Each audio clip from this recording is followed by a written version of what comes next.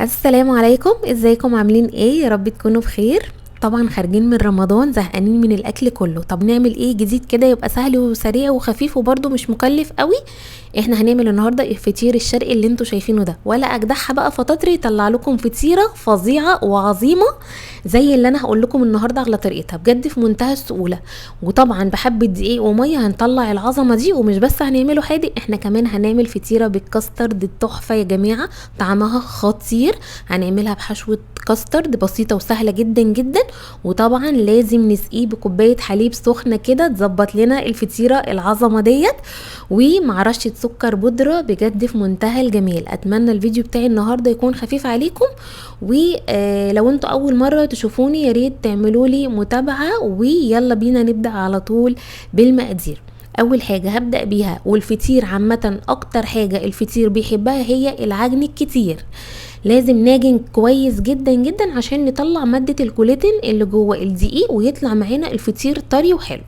معايا هنا ايه؟ معايا هنا هو 6 كوبايات من الدقيق، وعليهم معلقه صغيره من الملح، ومعلقتين صغيرين من السكر. قلبتهم كويس جدا مع بعض وحطيتهم جوه العجان، وهبتدي ان انا انزل بكوبايتين من الميه واحده واحده لحد ما العجينه تشتغل معايا وتاخد المقدار الكافي بتاعها من الميه. مش هزود الميه كلها مره واحده عشان ما افضلش ازود في دقيق والعجينه تزيد معايا. طبعا انا لو انت ما عندكيش عجان تقدري تشتغلي بايدك عادي جدا، ولو جواكي بقى زعل الدنيا طلعيه كله في العجينه وافضلي اعجني فيها، هتلاقي كل التعب اللي جواكي راح. يعني طلعي غيظك وغلك كله في العجينه. انا طبعا حطيت في العجانه. عايزه اقولك ملحوظه هنا لازم تاخدي بالك منها كويس جدا. لو انت هتفردي العجين بتاعك على دقيق، اتمنى ان انتي تخلي العجينه معاكي سلسه بالشكل ده.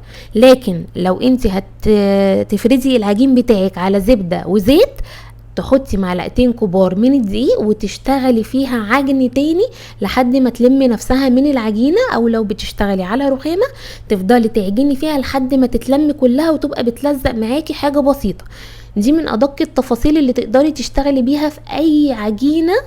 ميه ودقيق وملح وسكر، ده اللي انا بقولك عليه. لو هتفردي على دقيق، في ناس عادي جدا فطاطريه بيفردوا على دقيق وبعدين يسقوا السمنه ويشتغلوا عادي جدا. في ناس تانية لا، بتخلي العجينه سلسه زي ما انت شايفه كده، وتبتدي ان انت تفرديها على زيت وزبده او زيت وسمنه زي ما تحبي.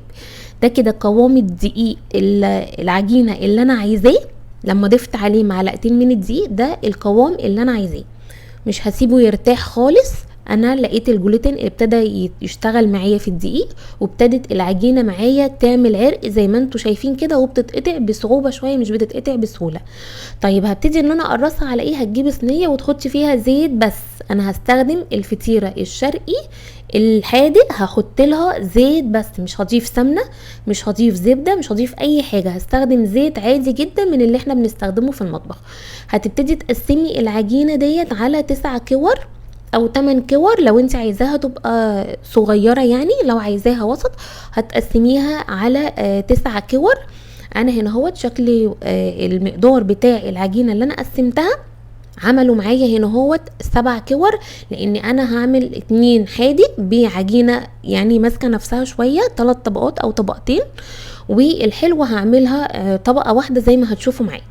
طيب الميكس اللي انا هحشي بيه الفطيره الحادق، معايا هنا هو كوبايه من الجبنه الموتزاريلا، وكوبايه من الجبنه الشيدر، ومعايا كمان نص كوبايه من الجبنه الموتزاريلا اللي بطعم الرومي.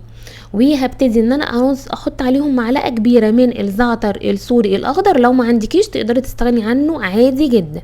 كمان كان عندي هنا هو ميكس مشكل لحوم اللي هو التركي المدخن والروز بيف، قطعتهم كده سلايز وحطيتهم عليها، وحطيت فلفل الوان قطع صغير.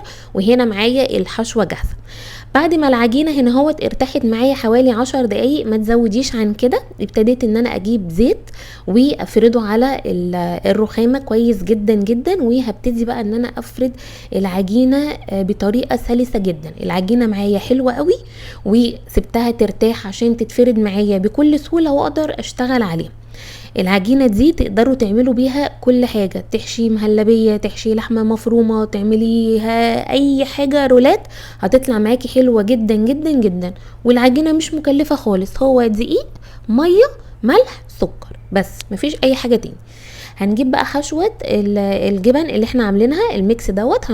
بعد ما فردنا العجينة بالشكل ده هنحط بقى ايه الميكس دوت، وتقدري تحطي عليها اي حشوة. لو ما عندكيش اي حشوات خالص تقدري تكتفي بالميكس الجبن اللي احنا عملناه ده. انا كان عندي بواقي بسطرمة ابتديت ان انا احطها، كمان كان عندي بواقي سجق ابتديت ان انا اقطعه قطع صغيرة واحطه بالشكل دوت.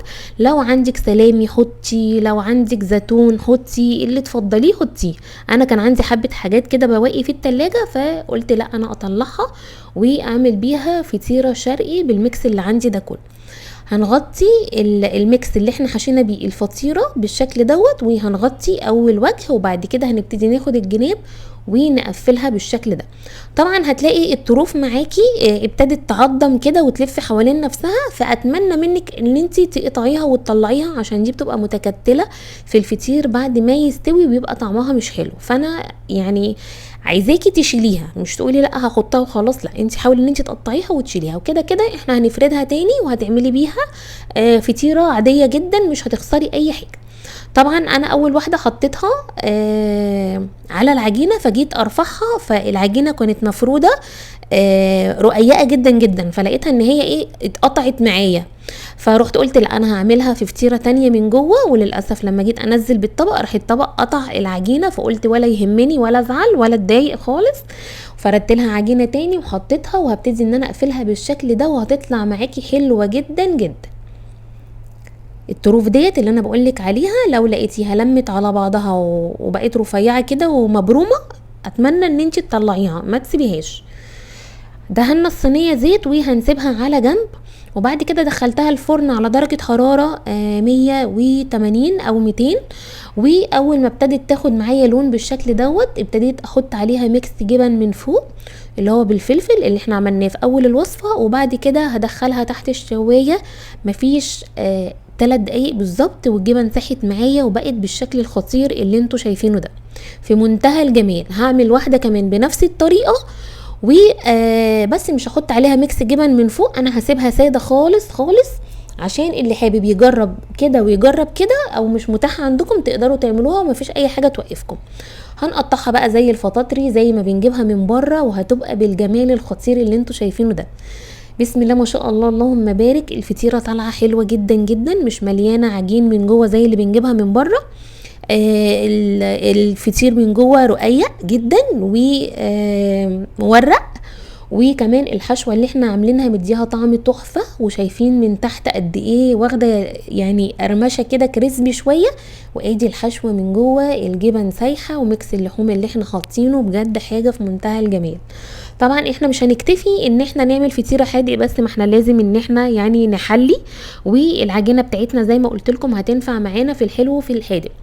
بس في الحلو بقى هنعمل ايه؟ انا هنا هو حطيت حبه زيت بس، لما هاجي ادهن العجينه هدهنها بسمنه بلدي عشان انا عايزه لما اكل الفطيره يبقى طعمها حلو كده من جوه وطعمها غني.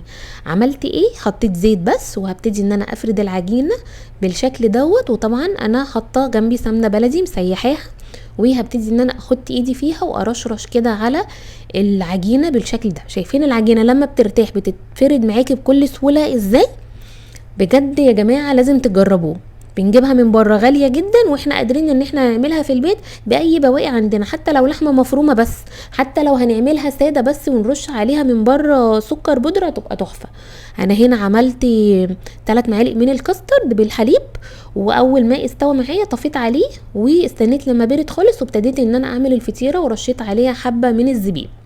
هنبتدي ان احنا نقفل الفطيره بالشكل ده. العجينه كانت مرتاحه معايا جدا جدا جدا لدرجه ان هي بتتقطع، ومن كتر ما هي يعني بقت طريه. فما تسيبوش العجينه ترتاح، يعني ما تسيبوهاش ترتاح قوي. انا الصراحه بعد ما عملت الحادق ورحت استنيت شويه، قلت عشان لما نيجي ناكل الحلو تبقى يعني معانا سخنه ما تكونش بردت. فالعجينه ريحت معايا شويه يعني محترمين، فابتدت تتقطع معايا. فطبعا زي ما قلت لك لا يهمك ولا يشغلك ولا تتضايقي خالص افردي العجينه بكل سهوله، وهنفردها كده وهنبتدي ناخد برضو فطيره الكاسترد ونحطها جوه العجينه دي ونقفلها.